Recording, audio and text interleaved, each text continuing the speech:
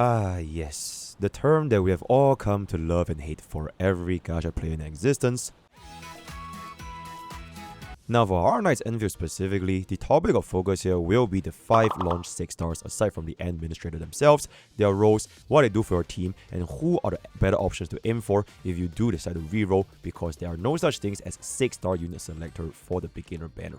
Hey guys, PokkeCorp here. So today we're basically going to be taking a look at what are the 6-star standard operators as well as their functions. This is not going to be a reroll guide, but generally speaking, if you are going to be getting whichever one of these 6 stars, you can see how they can work for your team. So once again, disclaimers. First of which, re-rolling is highly not recommended because it's an extremely long process with barely any pulls because they're tied to your level progression. Now this screenshot was taken from a CBD3 experience roughly 35 minutes after the story. Considering I didn't spam skip, you should be able to run this down to roughly 25 minutes, and I only got a single beginner tempo. Assuming launch will be more generous, it is still a very long process of what I would consider very little differences between the 5 standard 6 stars because they all have their uses. As such, most of the scores you see over here will generally be lower and have a not that big of a variance between one another, so whoever you get will be completely fine to start out your Arknights Endfield experience. Number 2, expect there to be changes to your character multipliers, stats, and even potentials from CBD3. So take everything here with a grain of salt for now, but the general function and role for the standard 6 stars will be relatively unchanged. And everything shown over here as well as the discussion is tied back to the CBT3.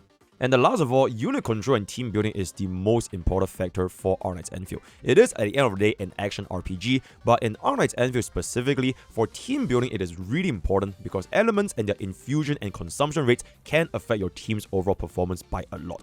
So with that out of the way, let's jump into our first ever 6-star, which is going to be given for free for every single player, Ardelia. She's gonna be our 6-star nature support and sustain, one of, if not the most universal unit on launch. In fact, this unit being given for free was such a insane news that players on the CN server literally could not believe that she was gonna be given for free on the live server, so they actually recommended players to try and reroll for Ardelia back in CBD3. But alas, devs listened, we are all going to be getting a free Ardelia, but we're just going to take a look at what her kit is going to entail and what actually happens if you do get yourself another additional copy. So the core mechanics for Ardelia is being a true sustain as well as a debuffer. So in terms of sustain, Ardelia is going to be the highest on launch and will provide the most amount of comfort out of anything. In terms of debuffs of damage amplification, it will be tied to a combo skill corrosion application, which is an all-type breast down, as well as upon removal of battle skill, applying double physical as well as art susceptibility. Her personal DP is also pretty decent, especially in the single target scenario using ultimate, which can apply significant stagger damage. Overall rating, she's gonna be at a 7 out of 10. Generally speaking, duels in Arknights Endfield do not matter as much when compared to titles like HSR, Xena Zone 0, and Warning Waves because they are usually a minor stat increase you can see below. If she was not given for free on the live server, she's definitely gonna be the highest value and higher potential for all of the 6-star standard operators. So because we are gonna be getting her for free, let's take a look at her potential one, which is gonna be, as of CBD3, increasing the effects of physical as well as art susceptibility by 10%. So essentially, you'll get this additional 10% effect on the main debuff application, and that is pretty much it. If it allows for a battle skill to apply corrosion alongside a current combo skill, then it might be a little bit more valuable. But in any case, the potential one doesn't really change too much as of CBD3.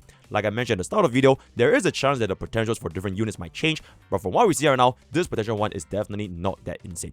Considering we do get it for free as well as a wide range of usage, it is still one of those potentials that will last a while compared to other standard characters until her eventual replacement in the future one day. And if you've played enough gacha games, DPS are temporary and supports are forever. Well, at least they generally last a little bit longer than standard DPSs. Moving on to the next unit, and that is going to be Ember. Now, Ember is very interesting because although she's gonna be a heat element unit, but really she's gonna be a physical DPS / tank. So for a core mechanic, unlike her class as well as her name, her role actually has nothing to do with fire or ember. It is essentially tied to applying vulnerability via the form of knockdown, with a bread and butter being the combo skill. This combo skill has the effect of triggering when the operator being used is attacked, making it extremely comfortable to play, and you can even see her as the wheelchair unit. The actual fire element to her kit is very minimal, as her entire basic chain as well as combo skill is physical. Only the battle skill and ultimate have heat damage on top of not applying or consuming any heat infliction. Overall rating for Ember is going to be a roughly 6 out of 10.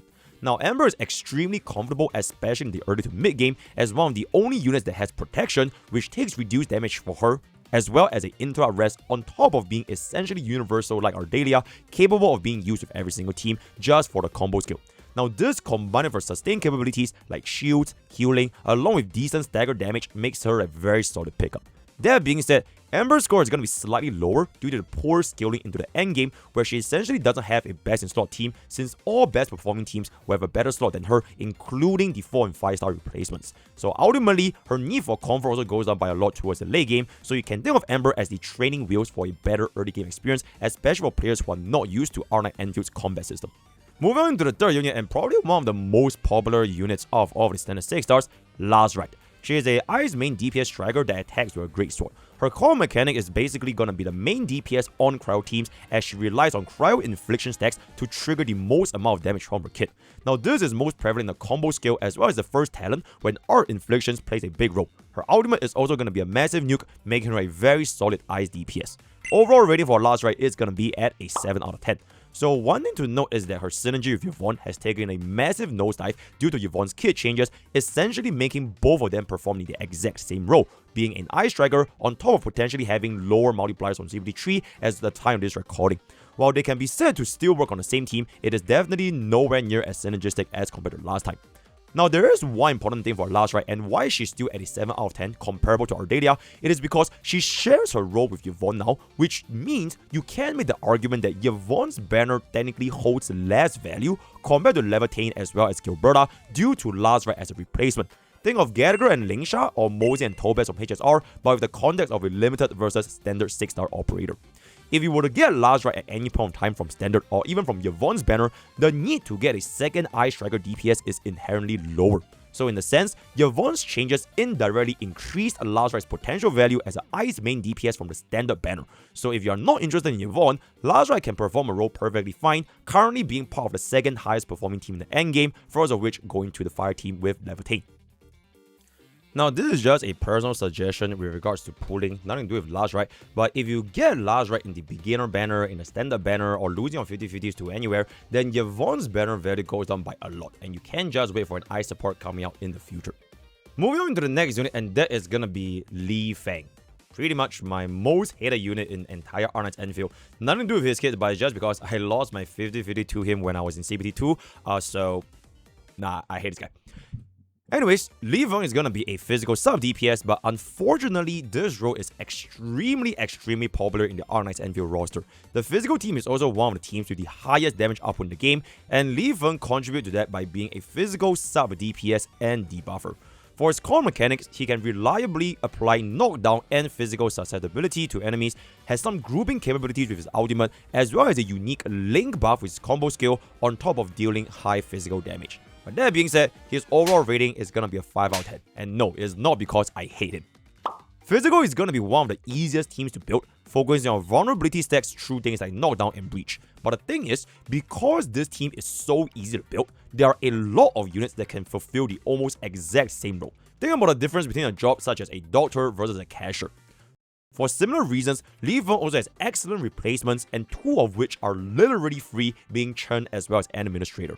Now, it is important to note that Lifeng is a lot easier to replace compared to PokkeCorp, the real core of the physical team, who is also in the standard pool, so you might pick him up while summoning him. If you do end up getting Lifeng, feel free to use him with your physical team as the pickup, but if you do not have him, you really aren't losing too much with the variety of physical DPS. And speaking of PokkeCorp, we are essentially going to come down into our last unit, and that's going to be Pogranichnik. I'ma just call him PokkeCorp, right? He's gonna be our physical 6 star main DPS that can both apply and consume vulnerability stacks. Now, PokkeCorp is gonna be the core of our physical team with high damage and skill point recovery abilities. For his core mechanics, he focuses on consuming vulnerability stacks to activate the effects of his skill, with them scaling based on the number of vulnerability stacks consumed.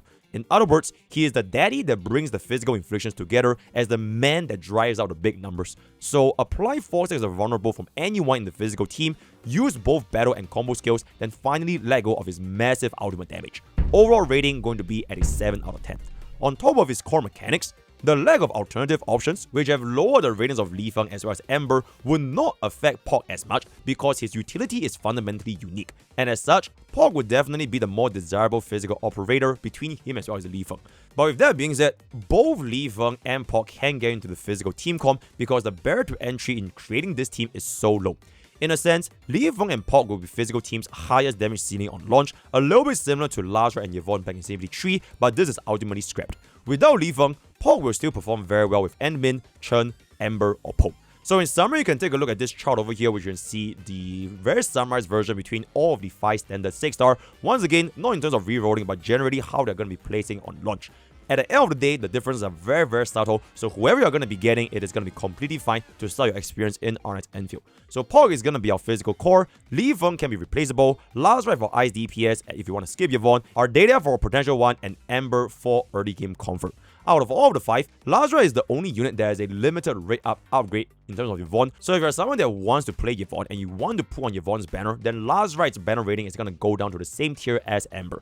Now, generally speaking, at a glance, all of these units are fine. It is just ultimately the question of long-term viability as well as their replacements in terms of opportunity cost. For Lifeng, he's going to be lowest because physical teams really just have such a wide roster of units. And Ember, although she's very, very comfortable in the early to mid game, by late game, especially difficult endgame content, Ember does fall off quite substantially when you're going to be running the best in slot teams for the respective elements. The 3 units in the great tier, they are all going to be usable early game, mid game, end game, as well as the overall in multiple content. Though, like I mentioned for Rite, if you do get Yvonne, she's gonna go down a little bit more. Now, one special thing I want to note for Ardelia is that because we do not have a nature main DPS yet, there might be a possibility to see whether or not that main DPS can work with both Ardelia as well as Gilberta at the same time. If the brand new main nature DPS only wants a single unit, which is going to be between Ardelia and Gilberta, then her value might potentially be a little bit lower, but because of how universal Ardelia actually is, with the application of corrosion as well as the debuffs, I don't see her value going down even with these additional units. So with that, we've come to the end of our very quick little best free-to-play 6-star operator, standard operator on launch. Let me know what you guys think in the comments below, and I will see you guys on the launch of Arknights Endfield tomorrow. All the best for Gacha Pools. Bada boom, bada bing, bada black.